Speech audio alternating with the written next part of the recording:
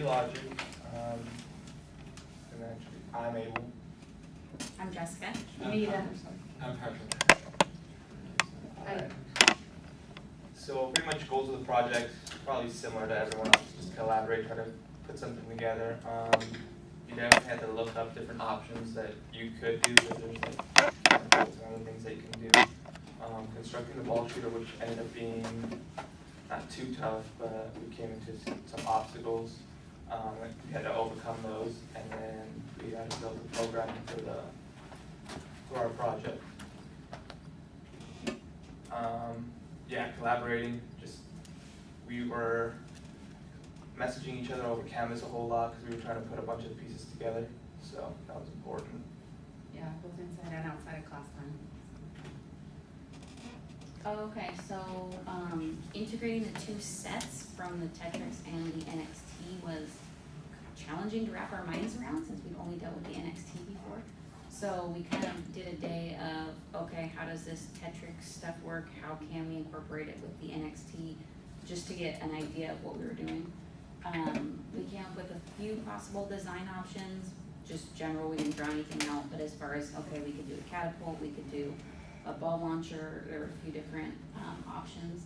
And we ended up with the ball launcher like as the baseball launcher type. So through the process, we decided on the ramp loader for staging. You can see in the picture right here is the ramp loader. And we use, the ball sits in the loader, we use a paddle that pushes, every 5 seconds, pushes a new ball into the launcher.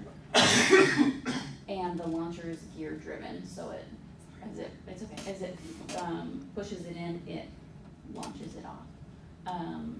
So the support structure and the ramp is made out of the Tetris, and the NXT robot components is the part that has the wheels that and the gears that actually launch the ball. And then some of the challenges that we had were, at first when had kind of split up into two different teams. So we had one team kind of working on the ramp and the construction, and the heights didn't match when we matched it up then to where the part with the ball feeder, so we had to adjust that. It's a little minor adjustment, so it's pretty easy to just raise the platform.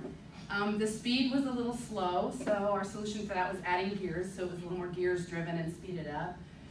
The feeder then interfered, and so we had to work on adjusting the clearance to make sure that it was going to go like it was supposed to.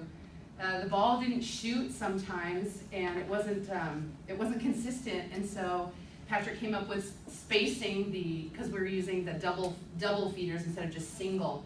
So we had to put a little bit of spacer between it, as you can see at the top of the picture there, a little space between the two balls that allowed the ball to fit a little more perfectly through that space and shoot it further. The structure would pull apart a little bit, so it was an easy fix, just adding reinforcing as we're going along and building it. The rotation was hindered at one point, and we couldn't figure out why. Every time we loaded it up in there, it was interfering, and come to find out, just there was a repositioning of one of the cords, and that solved the problem. It's not like it was hitting it, it just didn't like the pull on it, so it stopped it from rotating what it was supposed to. And then the 5-second delay, that was just a matter of programming to fix that. So it was a lot of smaller challenges, but it was a great learning experience for all of us as we were troubleshooting all together to solve all the problems. So this is the program for our ball shooter. So in this ball shooter, I used all the motors that I can use, 3 of them, and I spray those two ways. One is for the shooter, and this one is for the feeder. So the reason I do that is because I want the shooter, which is those 4 wheels spinning all the time.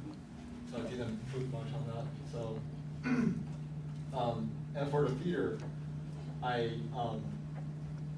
what I did is after I push one ball, and it will come back and wait for 5 seconds and go again, and until I feed all the balls.